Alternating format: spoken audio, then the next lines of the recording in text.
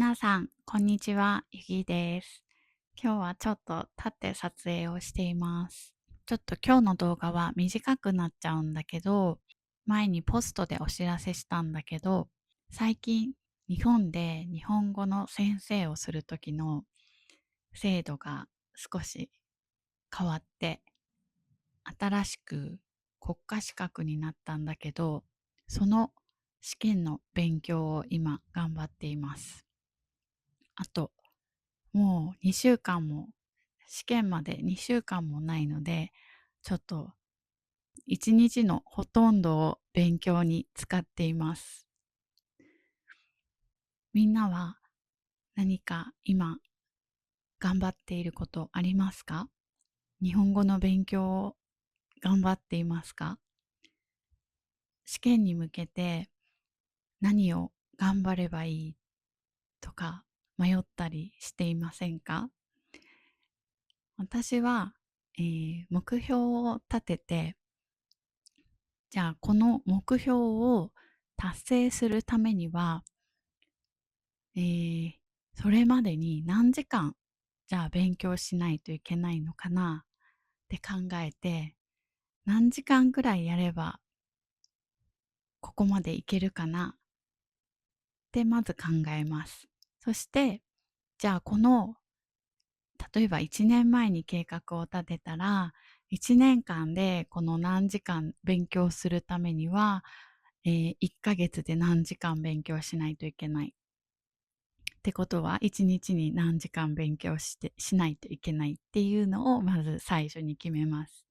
で、この1日に何時間をどこに入れるかっていうのを自分で決めて、その目標は絶対に守るようにしています。時々とても体調が悪くて目標達成できないっていう時もあるんだけど、そういう時のために、そういう体調が悪くてできないかもしれないっていうのも含めて、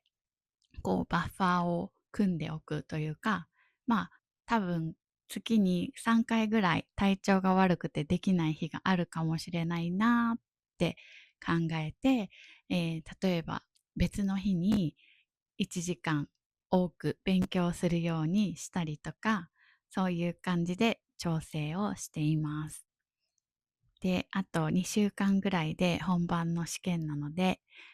まずは体調を崩さないように、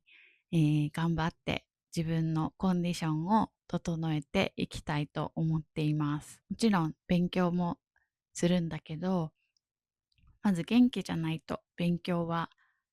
思い通りにできないので、毎日元気に勉強できること、ついね、勉強しなきゃって思って、寝る時間を削ってしまったりとかするかもしれないけど、やっぱり睡眠は大事なので、睡眠はしっかりとって、ちゃんとご飯も食べて、勉強も、えーちゃんと自分の力が出せるように、自分の時間の管理とか、体のコンディション整えたりとか、そういうのも含めて、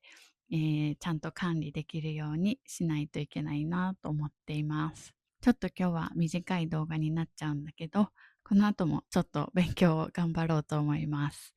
来週ももしかしたらこんな感じで短い動画になっちゃうかもしれないんだけど、この大事な試験が終わったら、ちゃんとライブ配信もやるし、動画も、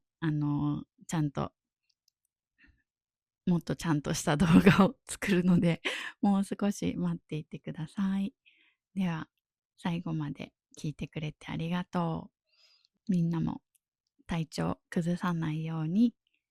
あったかくして過ごしてね。じゃあまたね